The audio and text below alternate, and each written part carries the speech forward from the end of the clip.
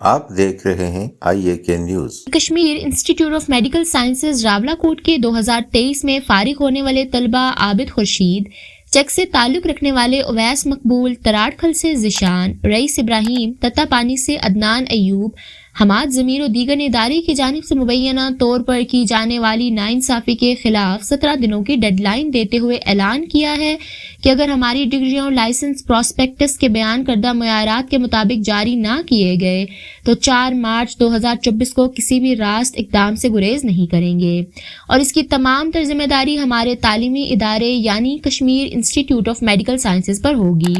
ان طلباء نے مختلف ڈاکیومنٹس بطور ثبوت دکھاتے ہوئے یہ الزام لگایا ہے کہ ہمیں جن ڈگریوں سے بڑی مشکلات اور ایک جدوجہد کرنے کے بعد نوازا گیا وہ کسی بھی مستند ادارے کی نہیں ہے، اور جب ہم ان ڈگریوں پر ہم نے صحت کے حکام سے لائسنس کے حصول کے لیے رابطہ کیا تو ہمیں غیر مستند ڈگریوں کے عوض لائسنس دینے سے انکار کر دیا گیا۔ ہم نے جب ادارے سمیت ضلع انتظامیہ کے نوٹس میں یہ بات لائی تو نہ صرف ہم پر دہشت گردی کی دفعات لگانے کی دھمکیاں دی جا رہی ہیں بلکہ لیگل نوٹسز کے ذریعے سے ہماری آواز کو بھی دبانے کی کوشش کی جا رہی ہے۔ اب ہمارا کہنا ہے کہ ہم اپنی ڈگریاں اپنے لائسنس لیے بغیر پیچھے نہیں ہٹیں گے۔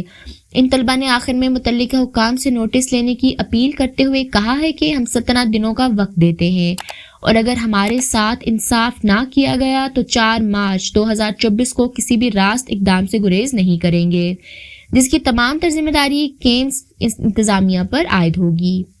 دیکھتے رہیے IAK نیوز۔